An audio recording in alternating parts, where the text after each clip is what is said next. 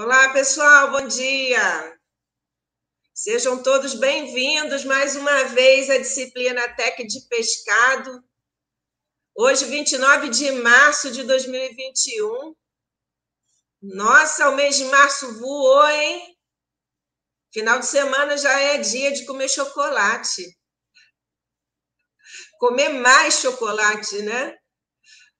Se Deus quiser. Espero que estejam todos bem. Hoje, o nosso momento de aula síncrona, vamos falar sobre o tópico de salga e secagem aplicada ao pescado. Mas antes da gente iniciar, é importante falar aqui em relação ao momento avaliação que aconteceu na semana passada.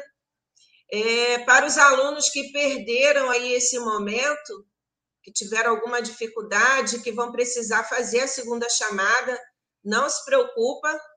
No dia que a gente agendou para esse momento, eu vou estar disponibilizando a prova lá no SIGA, e aí vocês vão ter um tempinho muito menor, tá, pessoal, para estar fazendo esse momento. Então, no horário da aula, vocês vão poder estar fazendo as questões que serão disponibilizadas lá no SIGA, e está devolvendo aí dentro desse período de aula, tá bom? Alguns já me sinalizaram no privado, pelo WhatsApp, mas aí, a princípio, a forma como a gente vai trabalhar esse momento é essa, tá bom? No dia que a gente combinou no cronograma, eu vou estar disponibilizando coisa de 1 hora, 2 horas antes esse material, para que vocês possam estar fazendo e me retornando dentro do horário da disciplina, tá bom? Qualquer reivindicação,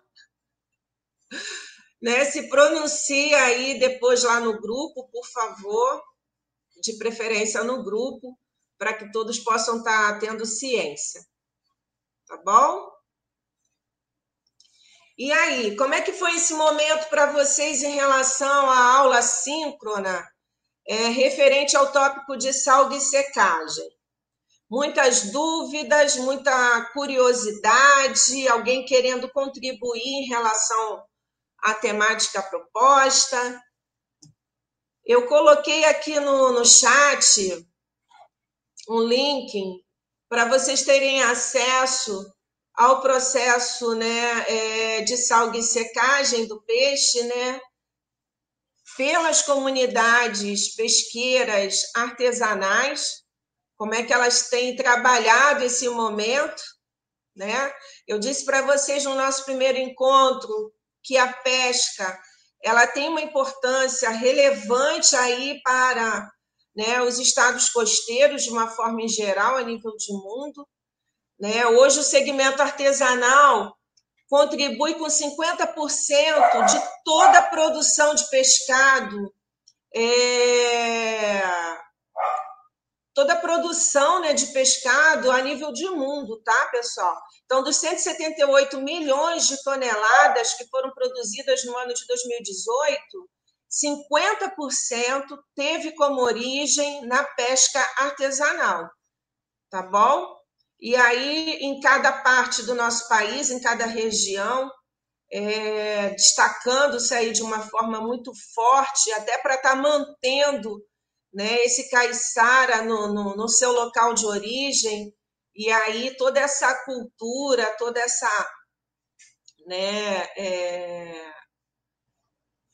parte cultural mesmo, sendo relevante em cada lugarzinho do nosso país.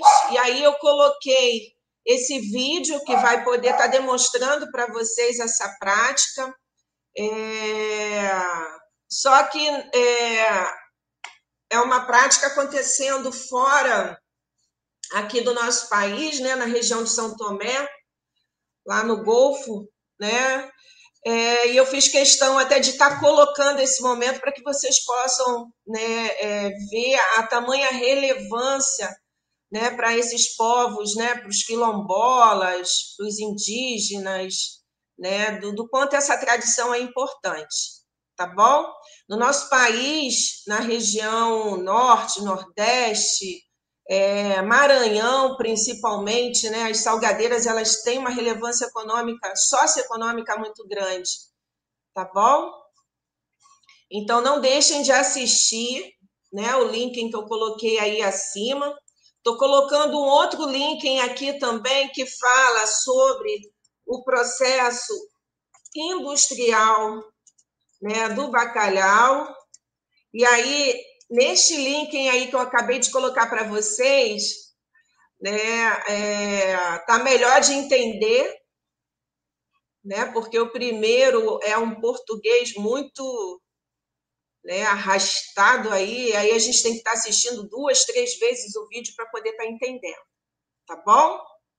Mas aí eu quero agora ouvir de vocês em relação a esse momento, o que é dúvida, o que não ficou bem claro para vocês, né? Em relação ao processo, né, que eu coloquei aqui, ó, que o princípio básico está todo focado na desidratação osmótica, que envolve processos físicos e químicos, né? O tecido agora se torna permeável e o sal, por ser um forte eletrólito, ele consegue penetrar e permanecer nas camadas mais internas do músculo, né? Então, por difusão, ele penetra, ele entra, né? Tudo bem até aí? Então, processo físico, por difusão, ele consegue, então, penetrar até as camadas mais internas. E por osmose, então, sai a água livre presente aí no músculo. Então, esse momento aí de desidratação osmótica, ele é muito importante para que a gente consiga aí a estabilidade do produto, a estabilidade microbiológica, tá bom? Então, aquela água livre que estaria ali disponível para as reações enzimáticas e para a reação microbiana, né, para a atividade microbiana, né, ela não vai estar mais. E como o sal é um forte eletrólito, ele também consegue remover a água que está ligada ao lipídio, ao carboidrato, à proteína, né, e aí atingir o equilíbrio osmótico, né? Tudo bem, pessoal, em relação a esse momento aqui?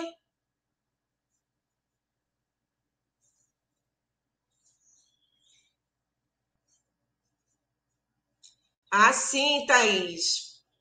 Então, aqui no nosso país, né, se tem um hábito de comer também a cabeça, né, de mastigar a cabeça, ou então de usar a cabeça para estar, em função dos extrativos nitrogenados presentes ali, né, poder ser, como são hidrossolúveis, durante o cozimento na água, esses extrativos, né, vão para a água e dá um gosto, né, potencializa esse sabor, né? Então essa problemática aí no camarão seco, né, que é comercializado, né, em praias,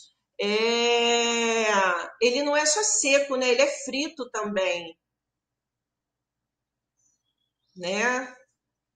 É, as fezes se concentram, a parte digestiva se concentra no cefalotórax, né? Mas aí, nesse caso, não chega a ser um problema, né? A menos quando a gente pensa em conservação, né? Aumentar tempo de vida útil, aí é necessário estar retirando, né? A cabeça, retirando o intestino do camarão, né? Que é uma linhazinha muito fininha, né?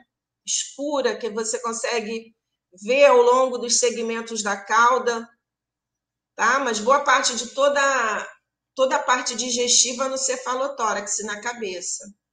Mas aí quando cozinha, né, mata, né, destrói ali as enzimas, a microbiota, tá bom? Mas vendido na praia, vende com cabeça. Mas como vai passar aí pelo processo de cozimento, né, que é a fritura, utilizando óleo, aí consegue aí destruir aí toda a microbiota e parte enzimática. E as pessoas gostam de mastigar a cabeça, né? Diz que o caldinho é bom, é gostoso. Tá bom, pessoal? Mas, assim, quando se pensa em escala maior, né, e na aula de beneficiamento e industrialização de camarões, vocês vão observar que todo camarão que a gente vai exportar, boa parte dele vai sem cabeça, né? A gente comercializa também o camarão inteiro, mas ele vai ter uma vida útil menor do que o camarão descabeçado, justamente por conta aí desse momento aí, né? Por conta da presença da parte digestiva no cefalotórax do camarão, tá bom? Então, gente, esse momento aí da salga e da secagem, o principal objetivo é reduzir a atividade de água do músculo para que a gente consiga frear a ação enzimática e a ação microbiana. Como o sal vai permanecer no músculo, né, a gente elabora uma semiconserva, né, porém o músculo continua cru, né, porque ele vai passar apenas por um processo de maturação, onde vai ocorrer uma alteração na composição e na natureza química, né, desse músculo, dessa carne, né? Então essa carne vai a partir, né, da cura, né, do processo de cura, que é o tempo, né, desse músculo em contato com o sal, né? Ele vai mudar toda a característica sensorial, ó, que a gente está vendo um músculo úmido, né? Com alto teor de umidade, né? Contendo aí os nutrientes, né? Que estão presentes no músculo recém-abatido. Durante a cura, né? Esse músculo vai perder água, né? E o sal, né? Vai ser o principal agente de cura, fazendo com que, né, esses nutrientes agora, né, passem, né, por alterações, né, por transformações, né, que levarão a produtos que irão intensificar, né, a cor daquele produto, que irão intensificar o aroma, né, o gosto, né, o sabor do produto curado, tá bom? Deixa eu passar aqui o slide. Então, dependendo da concentração usada, pessoal, a gente consegue, né, inibir já, né, a microbiota importante em alimentos. Deixa eu recusar aqui. Né, que é importante, principalmente, né, a flora que é patogênica, né? E aí esse é um momento interessante, porque em concentrações bem baixinhas, aí em torno de 1 a 3%, a gente já consegue inibir bactérias patogênicas, né? Principalmente, né, como o Staphylococcus coagulase positiva, né? No entanto, como as concentrações que nós vamos usar são concentrações muito altas, concentrações fortes, que vão ficar em torno de 30%, a gente precisa ter cuidado com as bactérias e com os bolores e leveduras que toleram concentrações altas de sal, né? Que irão ter atividade, né, em relação ao alimento, né, que irão utilizar aí o alimento como um substrato. Então, aqui eu coloquei essa observação para vocês, né, as bactérias que podem estar envolvidas aí com esse momento, principalmente aqui, ó, os alococos e halobacterium, né, que vão dar uma coloração avermelhada, né, à carne. E aí, esse momento aqui de contaminação é que a gente precisa ficar atento durante o processo de cura, durante o processo de maturação, tá bom? Mas boa parte dos deteriorantes, né, deteriorantes e patogênicos, anaeróbicos, eles são sensíveis às altas concentrações de sal, tá bom? E aí, durante o processo, é só ter o cuidado, né, durante a movimentação das pilhas, né, que a gente fala, né, em relação aos tombos, né, a cada 3 dias se faz os tombos, de estar se observando aí essa contaminação por bactérias e fungos, né? Os bolores e leveduras aí que são tolerantes às altas concentrações de sal. Tá? Um outro momento importante também para a gente estar evitando essa contaminação é trabalhar com um sal que tenha um alto grau de pureza, tanto química quanto microbiológica. Tá ok? Então, como é que a indústria vai garantir esse momento? Né? Comprando esse sal de um fornecedor idôneo, né? Que possa atestar a qualidade alimentícia desse sal, principalmente no que está relacionado à qualidade sanitária, né? A qualidade bacteriológica e também fisicoquímica, porque algumas substâncias serão prejudiciais ao processo, impedindo aí que o sal penetre até as camadas mais profundas da peça, né, da manta. Então, esse momento aqui, ele é muito importante, tá bom? Deixa eu voltar para cá.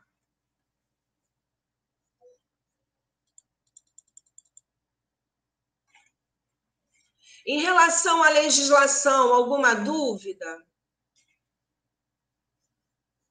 O RISPOA define o que é pescado curado, o que é pescado seco ou desidratado, porém, para fins de comercialização, nós vamos usar mesmo a portaria número 1, de 15 de janeiro de 2019 do MAPA, que é o regulamento técnico que vai fechar a identidade e a qualidade, né, para o produto peixe salgado e seco. Tá bom, pessoal? Esse momento aqui ele é muito importante, porque a partir dessa legislação é que a gente fecha os padrões de identidade e qualidade para estar comercializando.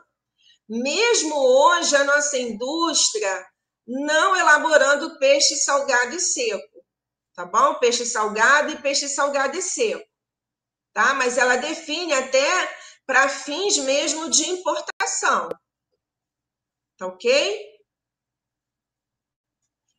Então, aqui a gente tem a definição dos produtos, né, no artigo 2 dessa portaria. Temos aqui também, né, definindo o teor de umidade mínima para o peixe salgado e para o peixe salgado e seco. Aqui a classificação quanto às formas de apresentação desse produto, como a gente pode estar encontrando esse produto no mercado. A forma mais comum é a espalmada sem cabeça, tá bom? O filé em pedaços, né, lombo, são produtos mais nobres, tá, pessoal? E aí eles são mais caros, tá? São bem mais caros. Mas a forma de apresentação mais comum hoje no mercado é a forma espalmada sem cabeça, né? Que abre o peixe pela barriguinha, né? Ele fica todo espalmadinho, tá bom?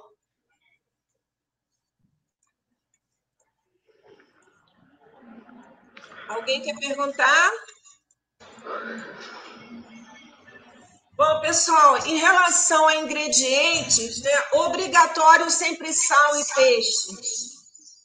E se vocês assistiram o vídeo, deixa eu ver se tem alguém aqui com áudio ligado. Deixa eu colocar aqui para ver. Tem alguém com áudio ligado.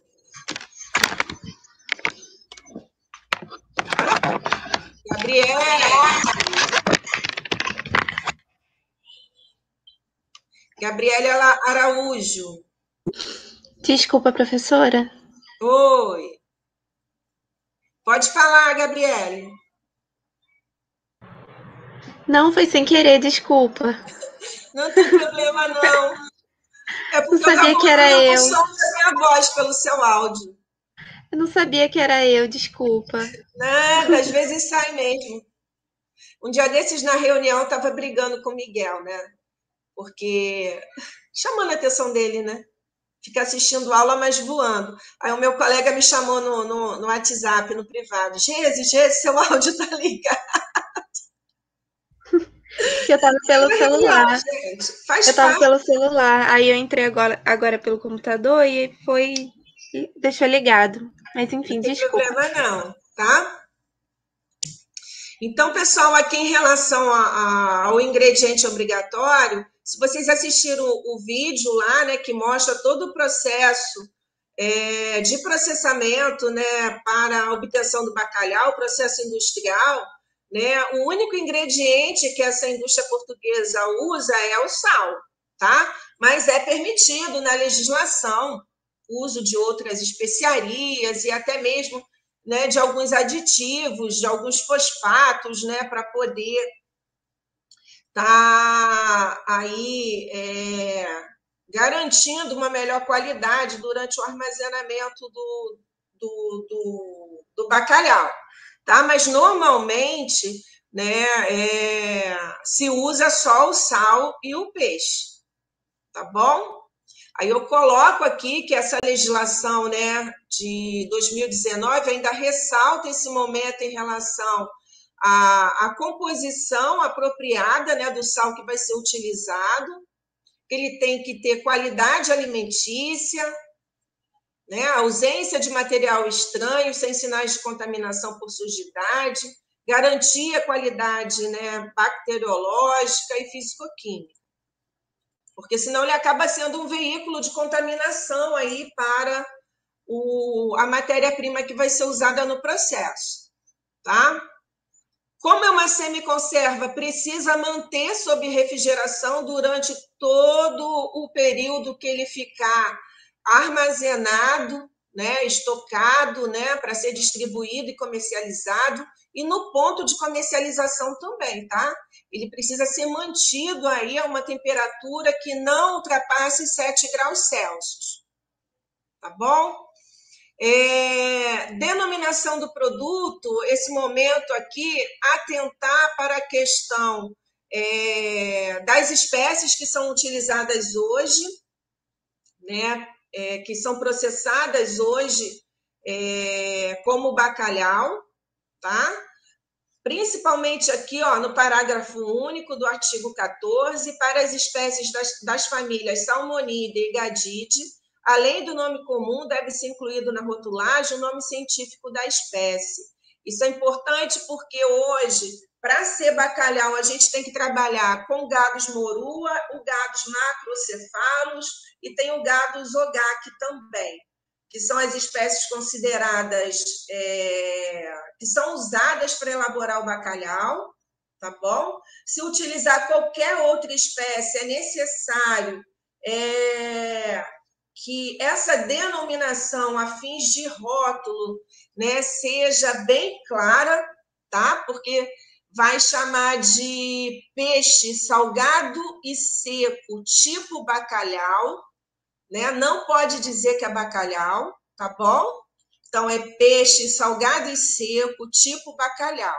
E aí, hoje, no mercado, a gente tem, né, algumas marcas que já são, né, bem conhecidas e já bem aceitas, né, pela população de uma forma em geral, que é o bacalhau, que eles chamam de bacalhau site, zarbo e ling, que são elaboradas com outras espécies de peixe, né, que não é da família, né, que não é uma espécie, né, pertencente aí à família Gadidae e nem Salmonidae, tá bom? Então, esse momento aqui, ele é importante para fins de comercialização por conta do preço, né? O consumidor não pode levar gato por lebre, né? Achar que está levando o bacalhau do porto, né? E pagar pelo bacalhau do porto, se esse produto não foi elaborado com as espécies pertencentes às famílias Salmonida e Ogadide, tá bom? Então, esse momento aqui, para fins de comercialização, ele é muito importante, até porque vai definir o preço pago, né, no produto.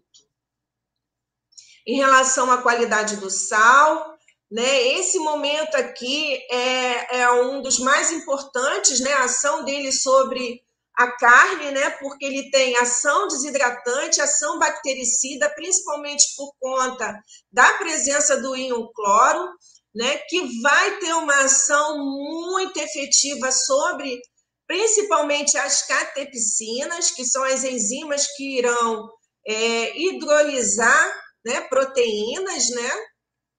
Degradar proteínas, então esse efeito desidratante é muito eficiente, tão eficiente, né, que por ser um forte eletrólito, ele também consegue remover a água de constituição, conferindo uma boa estabilidade ao produto final. Mas, pessoal, precisa entender que no ponto de comercialização, se as condições de estocagem não forem adequadas, esse produto vai deteriorar, tá bom? Por mais que tudo tenha sido feito direito, né, na indústria, durante o transporte, a temperatura de refrigeração tenha sido obedecida, né? Porque quando a gente traz bacalhau de Portugal, a gente traz, né, esse produto em grandes containers, né, com temperatura ali em torno de 7 graus Celsius, temperatura de refrigeração. É uma semiconserva. Agora, se durante a distribuição e no ponto de venda essa temperatura não for mantida, né, se for um ambiente úmido, quente, né, esse produto vai decompor.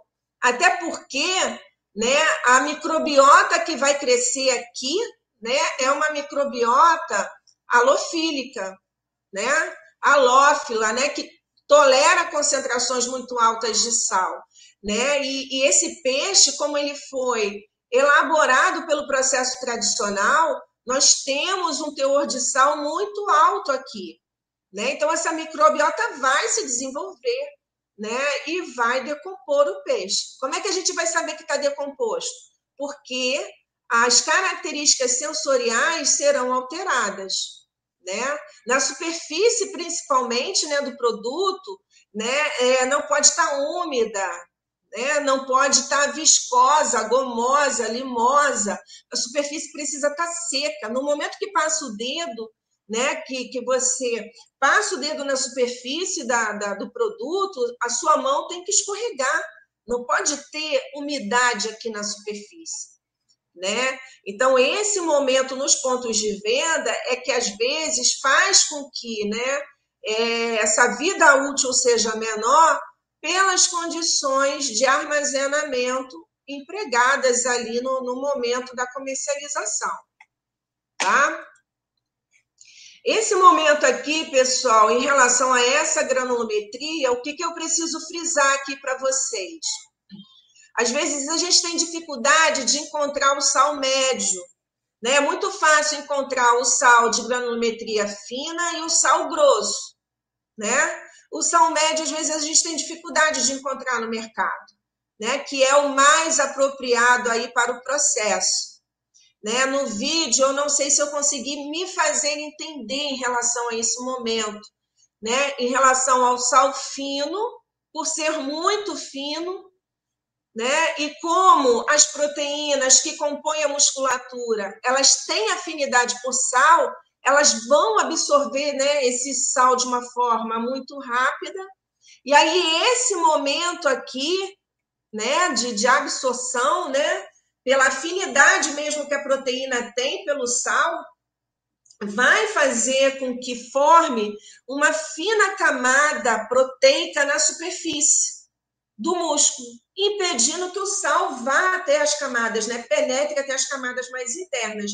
Então, esse momento, pessoal, é complexo, porque se o sal não atingir as camadas mais internas, mais profundas, vai ocorrer decomposição de dentro para fora.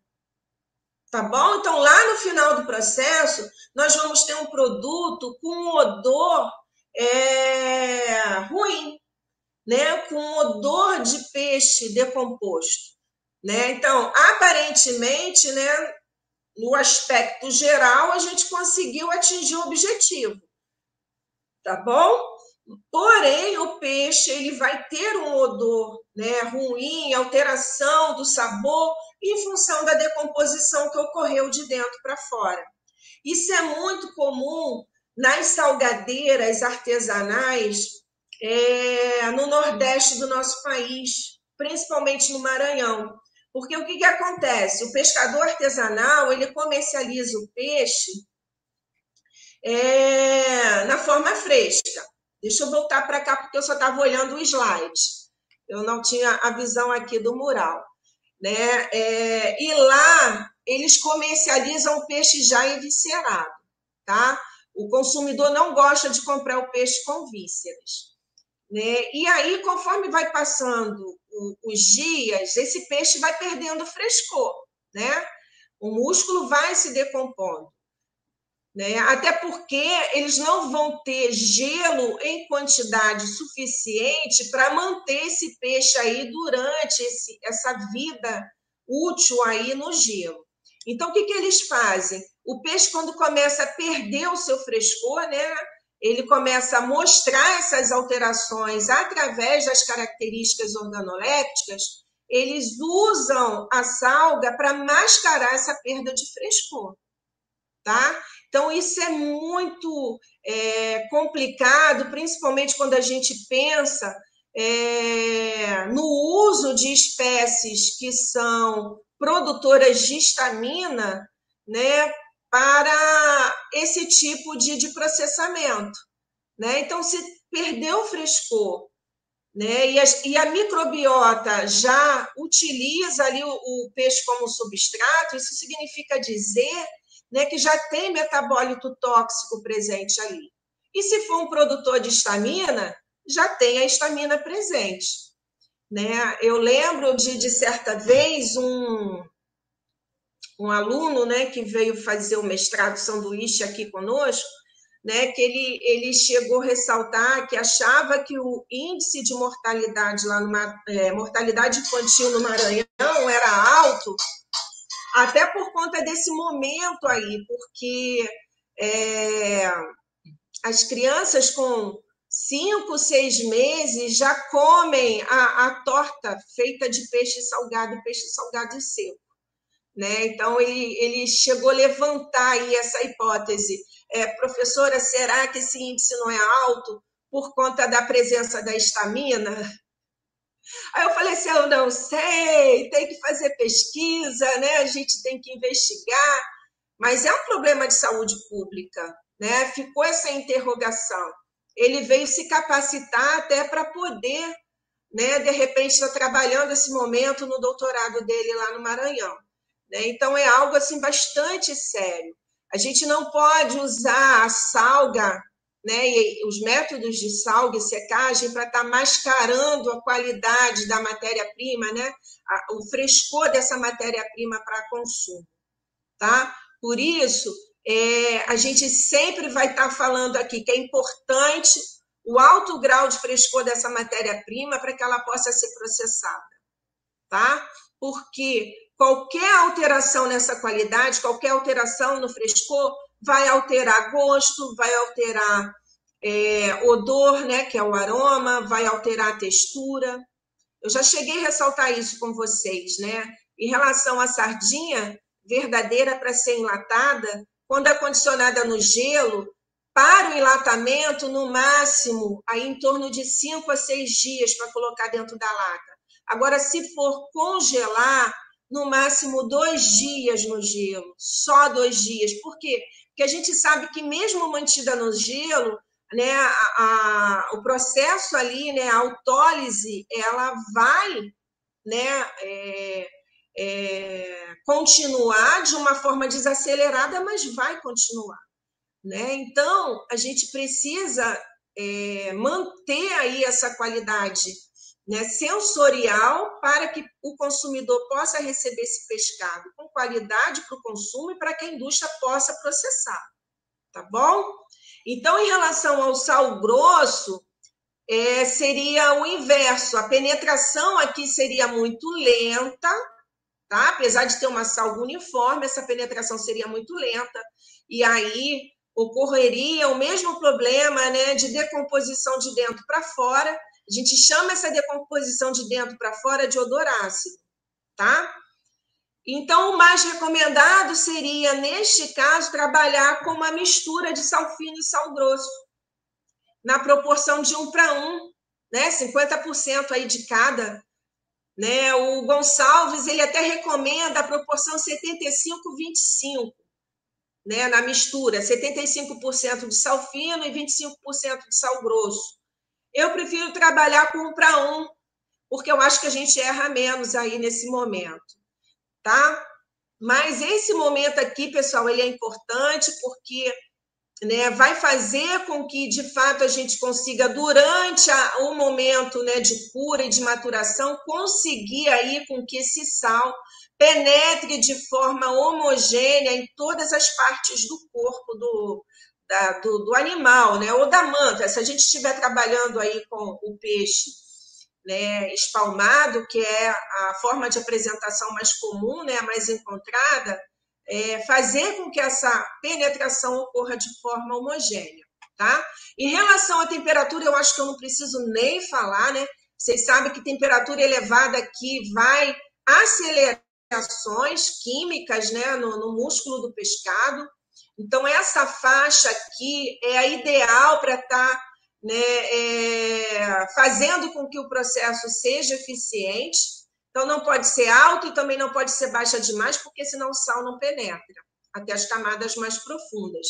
Aqui, ó, em relação ao tamanho ou espessura, camada de gordura, em relação ao bacalhau, a gente não vai se preocupar, tá? Porque ao longo do ano, esse teor de lipídio aqui não vai variar no músculo, é sempre muito baixinho, vai ficar em torno de 1%.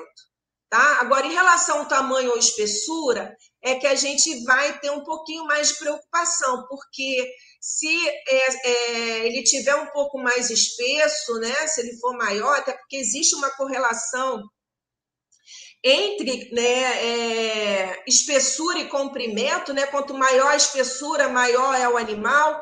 Então, esse momento aí, o que a gente vai fazer? Vai aumentar o tempo de cura. Tá? Esse tempo de cura ele pode variar, né, em torno de 21 dias, né, de 3 semanas até 2 meses, em função do tamanho e da espessura desse peixe. Tá ok? Em relação à pureza do sal, aqui, pessoal, o que é importante? Trabalhar com sal que tem a sua composição química o mais alta possível em relação à presença do NaCl. Né? A Anvisa aí recomenda em torno de 99%, né, que essa composição seja de NaCl, tá bom? Porque essas impurezas aqui, que a gente vai chamar de impureza química, né, que são os sulfatos e cloretos de cálcio e magnésio, interferem no processo, na penetração do sal, tá bom? Interfere na penetração do sal e também vai alterar a qualidade sensorial do produto acabado, tá bom? Aí eu coloquei aqui, ó, sabor amargo, rigidez, endurecimento, brancura. Entre a fibra muscular, é possível observar esse acúmulo, né, de sal. São pequenas bolinhas, né? Elas são bem circulares mesmo, né? Bem pequenas, mas bem circulares, que às vezes pode até confundir com contaminação por micro-organismo, tá bom? Então, esse momento aqui, né, da pureza química do sal, é muito importante que não exceda os valores aqui que eu coloquei aqui para vocês. Tá? Acima de 0,4% de cálcio e de 0,05%, né, vai trazer problemas aqui para o produto final, tá? Ferro e cobre também vai causar uma coloração, né, manchas, né, no produto final, que acaba fazendo com que esse pescado tem um valor menor no mercado. Tá bom?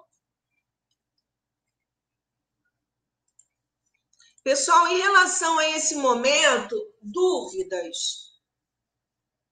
sobre a ação do sal no músculo, sobre o momento de cura.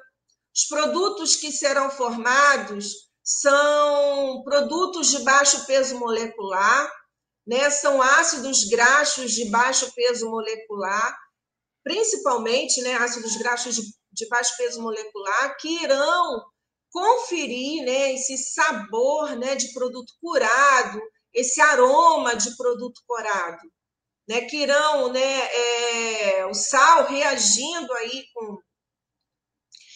com peptídeos, com aminoácidos, alterando a coloração do produto acabado.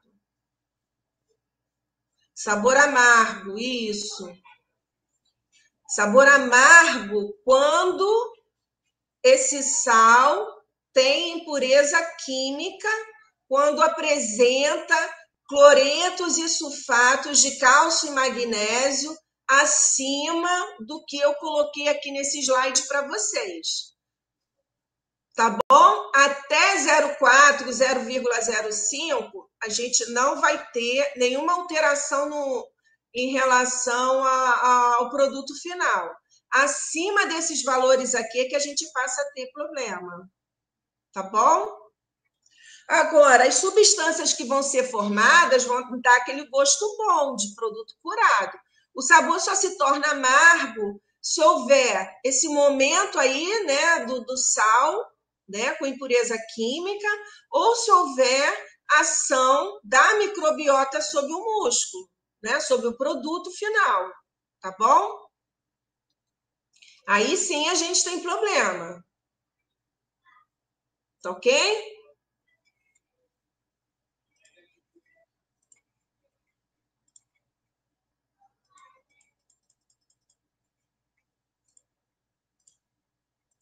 Esse momento em relação à tendência de mercado, pessoal, é assim uma coisa muito legal. Por mais que o sal seja de procedência, na indústria se faz um teste novamente? A princípio, não. Porque se ela tiver dúvida, o que ela vai ter que fazer? Ela precisa testar essa qualidade. Então, é o fornecedor que precisa dizer para ele, né, que a indústria dele é auditada, né, que passa por auditorias frequentes, que ele atende a todas as normas, né, todas as legislações vigentes. Então, é o fornecedor que precisa dizer isso para quem ele está vendendo, tá bom? Mas se for o caso, né, a indústria teria como atestar essa qualidade? Tem, né? Ela vai mandar para o laboratório, né, para fazer essa análise. Ela também pode, na linha de processo, né, prever uma etapa para a esterilização do sal, tá bom? Esse sal vai para uma estufa a uma temperatura de 100 graus, né, por 30 minutos, né, para poder fazer a esterilização do sal. Né? Se aumentar a temperatura, 10, 15 minutos. Só que é mais um gasto de energia, é mais mão de obra para a indústria, né? Então, a indústria ela acaba optando por comprar esse sal de um fornecedor idôneo, tá bom?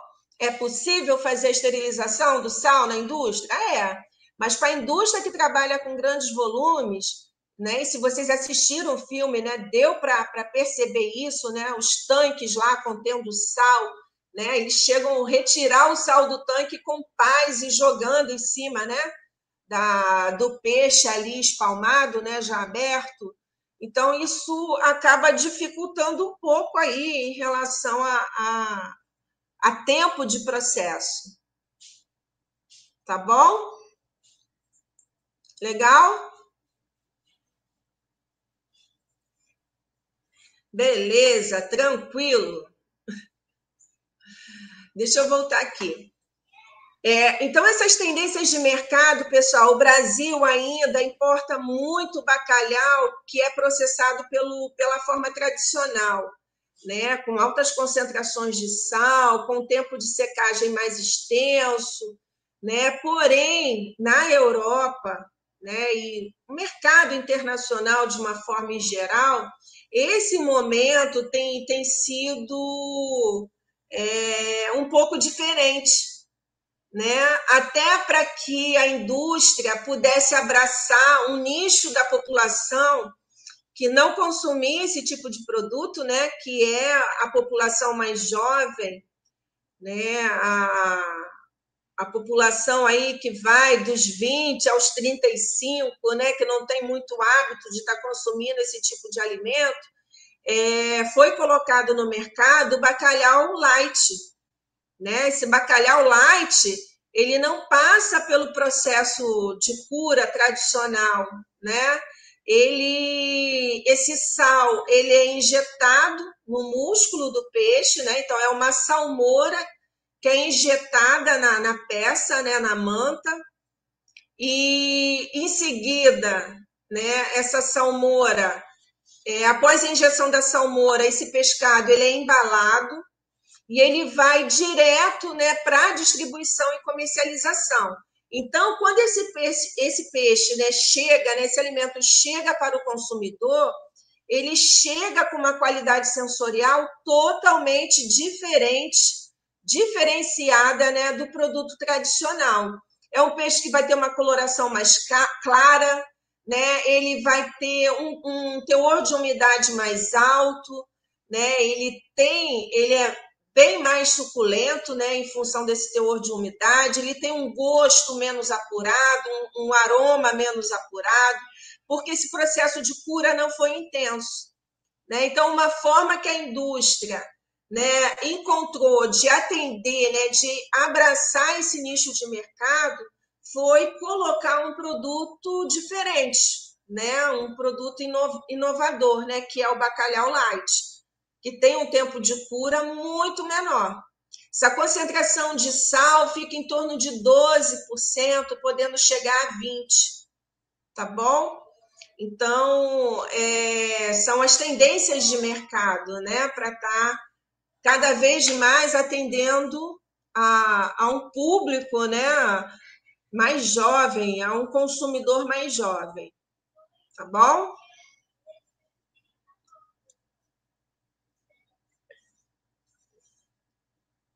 Pessoal, em relação ao fluxo de processo, salga seca e salga úmida, ficou bem entendido? Para quem se faz a salga seca e para quem se faz a salga úmida? Salga seca se faz para que tipo de espécie? Porque a gente classifica, né? Para o processamento, em relação ao teor de lipídio, a gente classifica as espécies em magras e gordas, né? Então, para as espécies magras, salga seca, e para as espécies gordas, salga úmida. Esse momento ficou bem entendido para vocês? Alguma dúvida?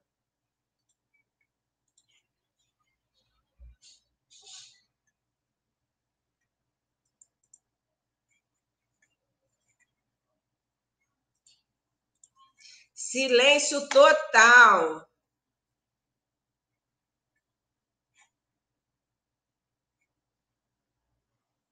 Não, professora, não ficou dúvida, não. Beleza. Beleza, pessoal. Todos assistiram, os presentes aqui assistiram o vídeo? Mostrando o processo de obtenção do bacalhau pela indústria de grande escala? Todos assistiram? Coloca aqui no chat, pessoal, sim ou não, quem puder, né? Porque às vezes, como o Miguel fala, mãe, bugou tudo aqui, mãe.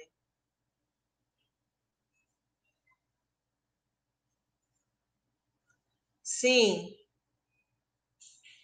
Por que não, Vitor? Por que você não assistiu? Deixa eu pegar aqui, peraí.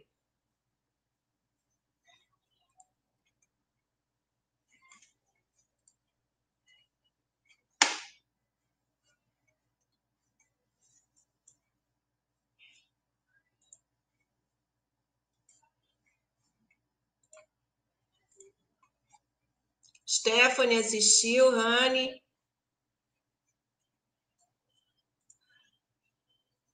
Deixa eu ver se eu consigo compartilhar o vídeo do YouTube sem ter que tirar a apresentação.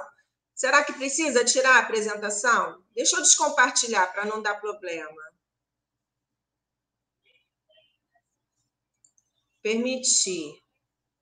Deixa eu voltar lá. Isso, descompartilhou. Será que vai rolar? Deixa eu ver se vai rolar. Espera aí.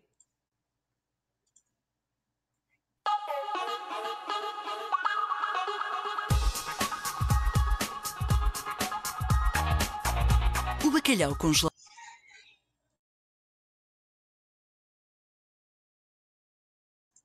O som sumiu, pessoal? Hein, pessoal? O som sumiu? Sim, professora, sumiu. Será que foi porque eu coloquei o meu? Aqui ainda tá rodando. Tá sem som. Aqui eu tô ouvindo o som tanto da professora quanto do vídeo.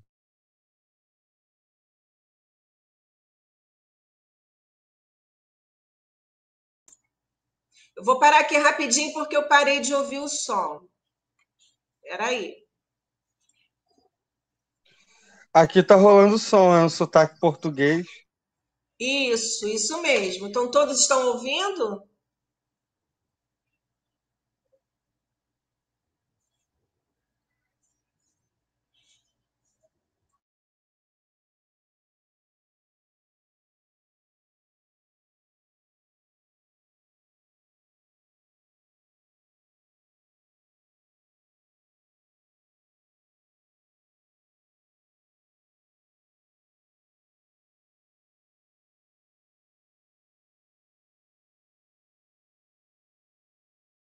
Eu parei porque eu não estava ouvindo. E eu preciso comentar com vocês. Espera aí, só um minuto. Que há? Por que eu não vou ouvir? Eu, hein?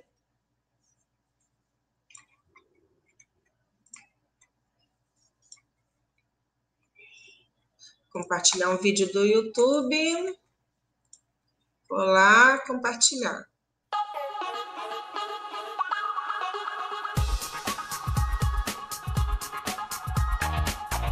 O bacalhau congelado, após a recepção e uma rigorosa inspeção, é armazenado em câmaras a temperaturas inferiores a 18 graus negativos.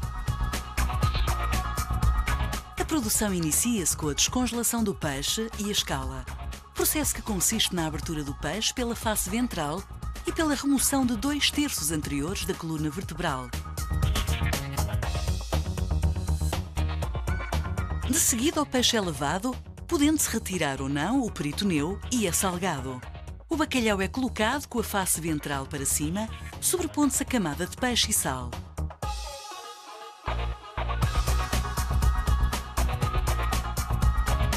O peixe passa para o seu período de maturação.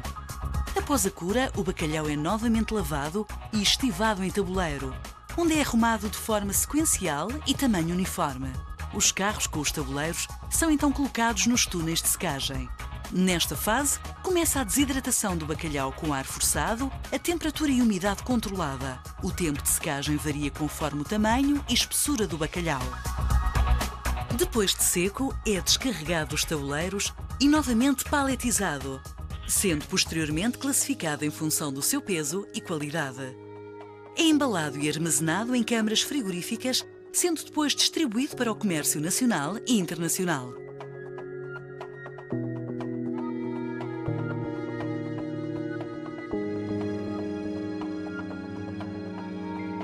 O bacalhau salgado seco, utilizado na demolha, é de primeira qualidade, sendo sujeito a rigorosa inspeção.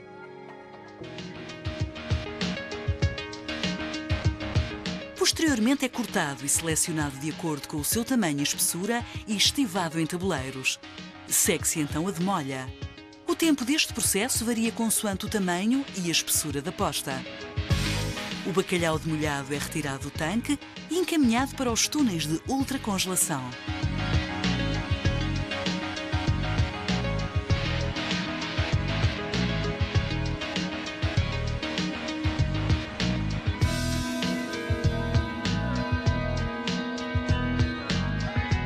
Após a congelação, as postas são vidradas, ou seja, recebem uma camada fina protetora de frio. O bacalhau é armazenado para de seguida ser embalado. Este produto é de elevada qualidade e segurança, sendo, neste caso, embalado no mais alto rigor de condições de higiene. A embalagem é realizada por embaladoras calibradoras dinâmicas de alta tecnologia e performance, realizando automaticamente as unidades de venda.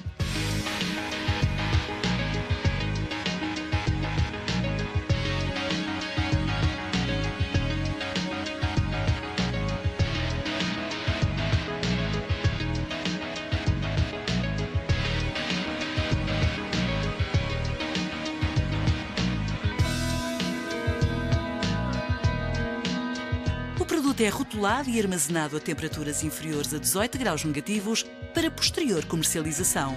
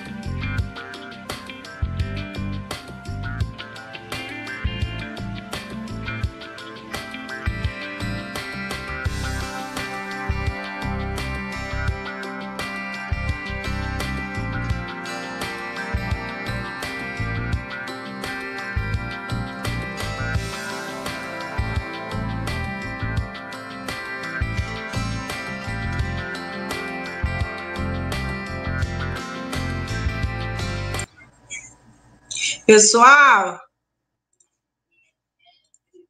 então, deixa eu parar aqui de compartilhar aqui, parar o vídeo. Então, esse vídeo, ele tá mais fácil de entender, né?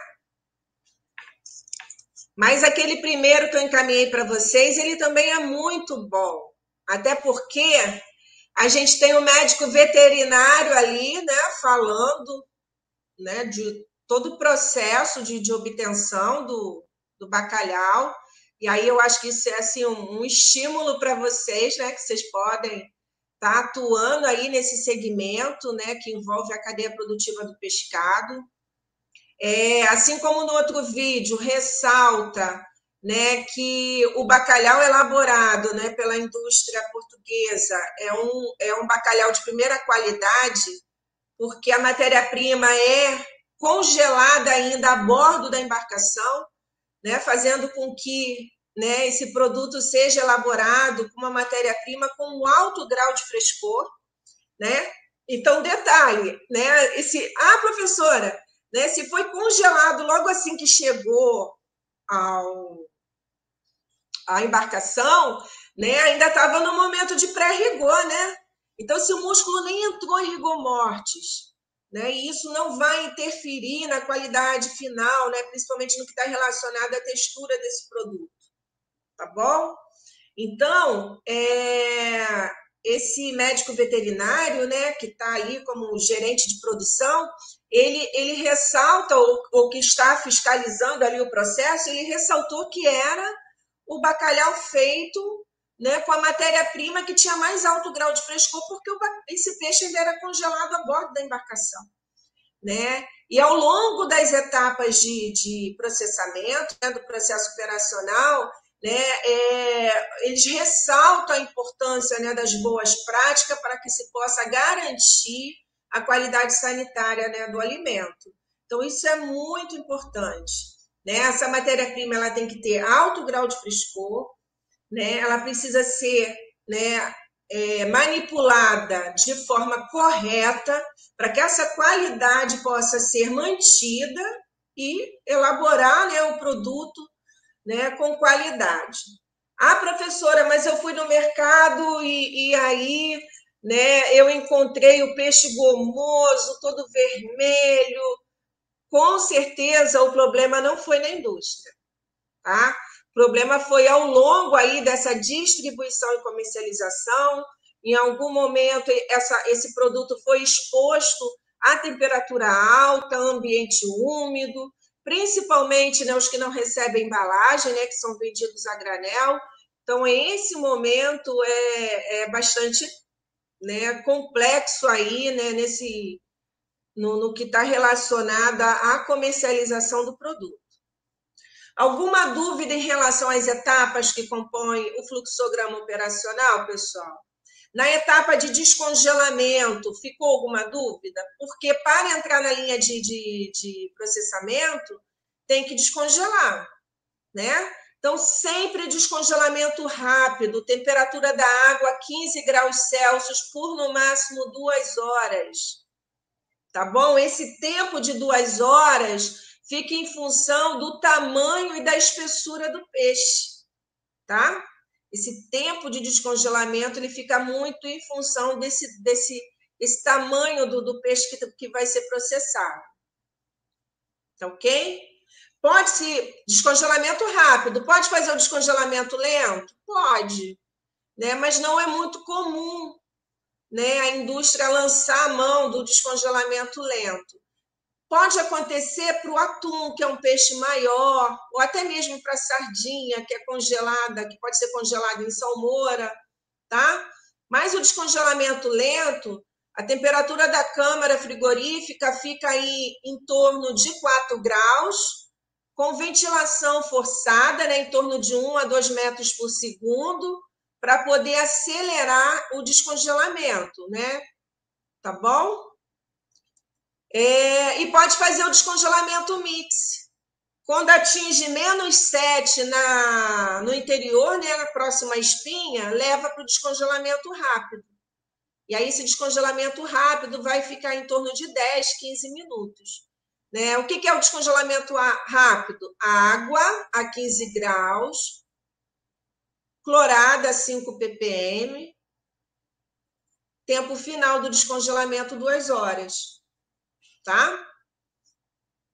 Aí faz o preparo, que é o corte, na forma espalmada, depois coloca naqueles tanques de fibra, intercalando sal e peixe, primeira e última camada sempre sal, tá? Em quantidade suficiente para cobrir toda a superfície do peixe, porque se ficar um pedacinho sem contato com o sal, o lipídio vai oxidar e alterar a coloração, né, do músculo ali naquela região. Tá? O tempo de maturação mínimo, processo tradicional, 3 semanas, e esse tempo máximo aí podendo chegar a 2 meses, em função do tamanho e espessura da manta ou da peça. Tá bom?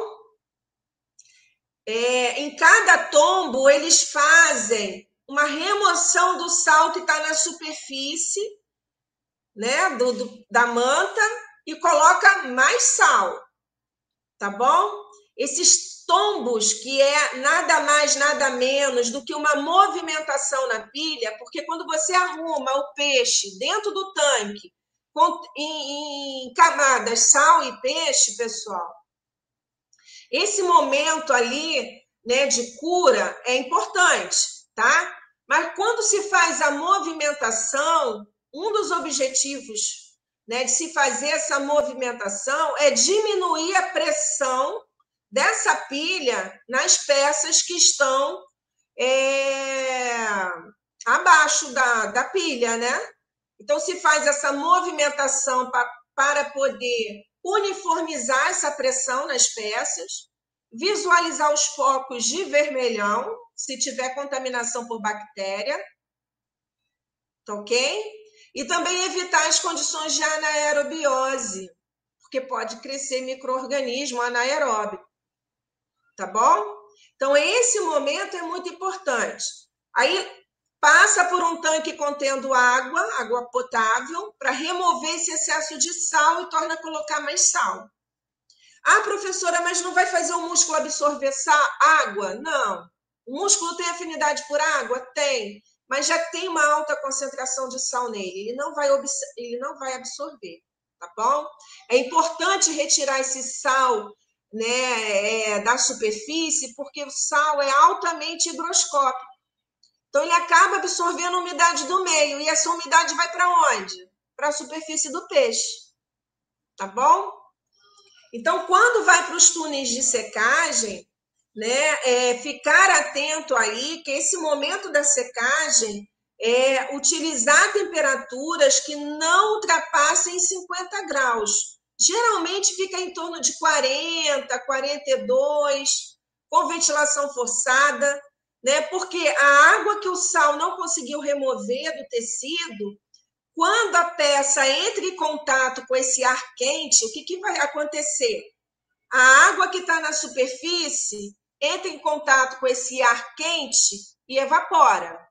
Então, a água que está nas camadas mais internas, ela vai migrar para a superfície, entrar em contato com esse ar aquecido e evaporar, tá? E aí, o processo de secagem ajuda a atingir os níveis de teor de umidade final que a legislação preconiza, para classificar esse produto como uma semiconserva, tá bom? E aí vocês, enquanto, né, fiscais, né, auditor fiscal, né, do mapa, olha só que chique, vocês precisam, né, controlar todos esses pontos dentro do fluxograma operacional, tá? Para evitar contaminação, evitar aí um problema de saúde pública, tá bom? De intoxicação, de contaminação. Professora? Tá ok? Oi. Oi, só uma dúvida. No caso, após o processo de salga, quando eles passam pelo processo de lavagem, essa lavagem dura quanto tempo? Não dura tempo. Passa pelo tanque, né? Ela coloca no tanque e a manta sai numa esteira só para remover esse excesso de sal. Ah, tudo bem. Tá bom? Obrigado. É só para retirar mesmo esse excesso de sal da superfície. Até quando leva para secagem, no primeiro vídeo vocês conseguem observar isso melhor, tá, pessoal? Não deixa de assistir o primeiro vídeo, porque isso fica muito... Mesmo que vocês não consigam entender o que o médico veterinário está falando, vocês vão conseguir visualizar esse momento, tá? É só para retirar aquele sal que está em excesso na superfície. Mas o músculo não absorve essa água, tá? E aí, esse momento, quando vai para o túnel de secagem, a temperatura de secagem, a ventilação forçada dentro desse túnel de secagem é importante para acelerar o processo. Normalmente leva algumas horas, em torno de 8, 10 horas, dependendo da espessura da manta, tá bom? E aí, depois vai, né, para o setor de embalagem, para ser pesado, né, e embalado para ser exportado. No nosso caso, a gente traz de fora o produto, a gente importa. Quando se trabalha com as postas, né, com os pedaços de bacalhau congelado, aí, esse momento é importante retirar o sal antes, que eles chamam de demolha, né? Se faz a remoção do sal, coloca o peixe em água para poder retirar o excesso de sal para depois congelar. porque se congelar com esse teor de sal alto no músculo, né, vai interferir na textura do produto depois que descongelar, tá? Ele vai ficar muito enrijecido, né? Fica uma textura muito rígida, tá? Então, se faz primeiro a remoção do sal, né, fazendo a imersão desses pedaços em água, e depois, então, congela, tá bom? Então, em relação a esse momento, deixa eu colocar aqui. Não, não é aqui. Deixa eu voltar aqui, só para mostrar para vocês. Aqui. Janela do aplicativo. Eu quero você.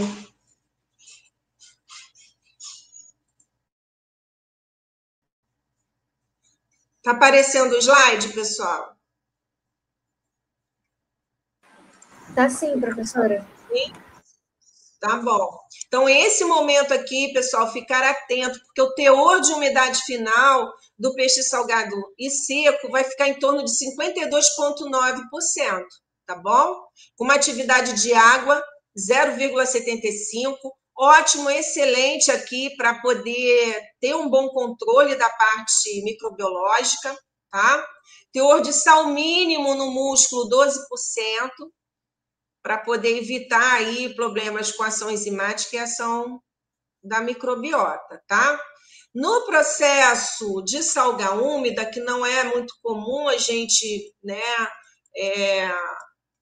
comprar esse tipo de produto, né, e consumir aqui no nosso país, mas é possível fazer, tá? Em relação a esse processo, a esse método, né, vamos utilizar para as espécies que são gordas, né, por conta do alto teor de lipídio, a gente precisa garantir que esse lipídio não vai oxidar durante, né, o contato dele com o sal. Em muita literatura, né, fala sobre a ação pró-oxidante do sal, né, que ele reage com o lipídio, levando ao processo de rancificação. Mas a ação do sal, né, o efeito dele desidratante é tão eficaz que antes mesmo que esse momento aí, né, de oxidação do lipídio ocorra, né, a gente já conseguiu finalizar o processo e frear todo esse momento aí ruim, né, da oxidação do lipídio, da decomposição em função da degradação do lipídio. Então, uma forma de amenizar esse momento nas espécies gordas é trabalhar com uma salmoura, né, também com uma concentração forte, né, aí a 30%, né, para que a gente possa garantir que esse sal vá penetrar até as camadas mais internas, até porque o lipídio ele acaba agindo como uma barreira aí à penetração do sal, né, impedindo que o sal penetre até as camadas mais internas do músculo. Então, é necessário trabalhar, né, com agitação no tanque, né, para estar uniformizando essa penetração do sal no músculo. E esse momento aqui, em relação a volume de salmoura, é só manter a concentração de 30%, não tem problema nenhum trabalhar com volume, né, de 2:1, 3:1, 4:1, porque você pode trabalhar com peixe inteiro. Aqui usei 1:1 porque a gente está trabalhando com filé, tá bom? Aí não tem problema, essa salmoura vai cobrir todo o filé, tá ok? Saindo da salmoura aqui, vai para a salga seca, tá? Porque após a salmoura, vai ter 60% de umidade e a gente precisa aí, após a salga seca e a secagem, ter 52,9%, tá bom? Mas não é um produto comum no nosso mercado. A salga mista também pode ser trabalhada, só que ela é muito mais artesanal. Começa aí na salga seca e termina na salga mista, né? Que você coloca o peixe num recipiente apenas em contato com o sal, né? E conforme o músculo vai liberando, né, a água, né, o exudado, que é a água livre, né, essa salmoura vai entrando em contato com a manta, com a peça. Lá, a salga seca é porque esse exudado não entra em contato com as mantas, não entra em contato com as peças, tá bom, pessoal? Esse tanque de fibra, ele é furadinho, né, para que essa salmoura possa escorrer, tá bom? Então, esse momento aqui da salga mista também é um processo muito artesanal, né? Não é um produto muito comum, né? Até se encontra em algumas regiões de interior, né? Você pode até encontrar esse tipo de produto sendo feito de forma caseira, tá? O processo leva em torno de 4 a 5 dias. No final de 5 dias, manter sob refrigeração para que ele possa ser consumido ainda aí com qualidade, tá? Geralmente, o consumo é imediato. Coloquei um fluxograma breve aqui, rápido, para que vocês pudessem ter uma noção de como é feito na indústria, tá? É importante, pessoal, assistir o vídeo que eu pedi para vocês, que eu coloquei aqui no chat, olha. Deixa eu pegar ele aqui.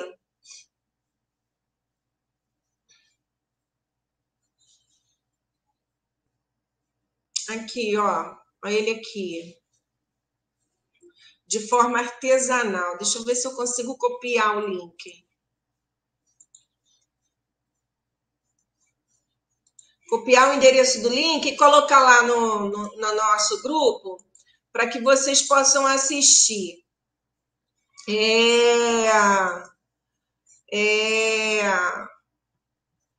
O que é interessante é que ele, mesmo sendo feito, né, por ser um processo artesanal, eles retiram as vísceras. A cabeça não, né? Mas eles cortam o peixe, colocam na forma espalmada, retira as vísceras, as brânquias, né? E salga. Por que é ruim salgar a cabeça? Porque ela pode decompor ali com o tempo, né? E acabar sendo um ponto ali de contaminação para a carne, né? Então, o bacalhau se retira a cabeça porque é osso. A gente tem mais dificuldade, então, de se promover ali uma boa desidratação daquela parte, né?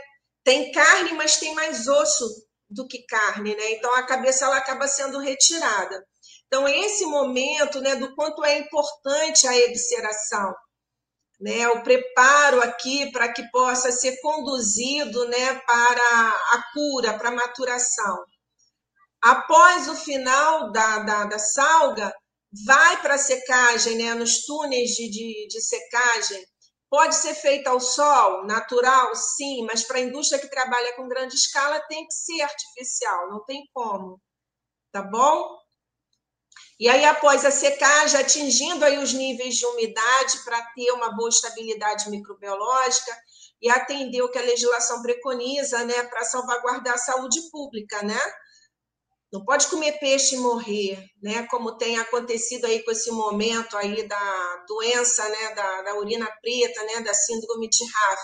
É tenso, né? Complicado, sabe-se muito pouco, né? Então tem que evitar mesmo de estar consumindo esses peixes amazônicos, porque você nunca sabe, né?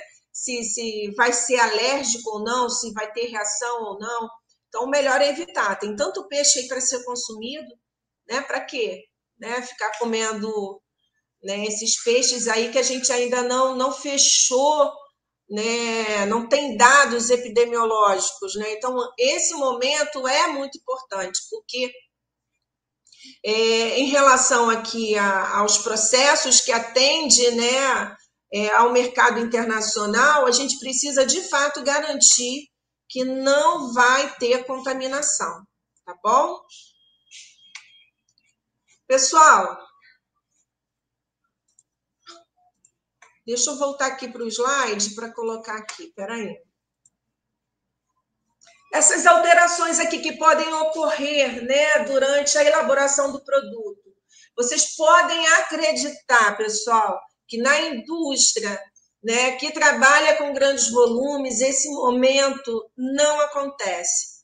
né? Todos os pontos críticos, principalmente aqueles que são PCC, né, que precisam de controle, eles são monitorados, né? Então, esse momento aqui de contaminação, né, microbiológica ou não microbiológica, só vai acontecer se ocorrer uma manipulação errada durante a distribuição e comercialização do produto acabado, do produto final, que vai estar associada à temperatura ambiente e à umidade relativa do meio, tá? Porque no músculo tem um alto teor de sal, né? Até para que possa garantir a estabilidade desse produto.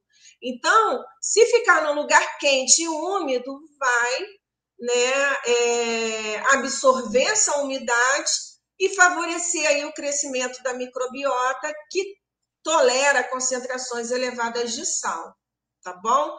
Tanto bactérias quanto os fungos. Então, é possível observar essa alteração? Tá? A superfície vai ficar gomosa, viscosa, o odor vai ficar alterado, tá bom? Principais causas, salga não uniforme, mas diferentes fatores poderão contribuir para essa alteração. Então, assim, saiu do processo, terminou na indústria, se houver esse problema, já sabe que houve problema na salga. Tá? Mas se não teve problema, com certeza aqui, o principal fator foi temperatura alta e ambiente úmido. Tá bom?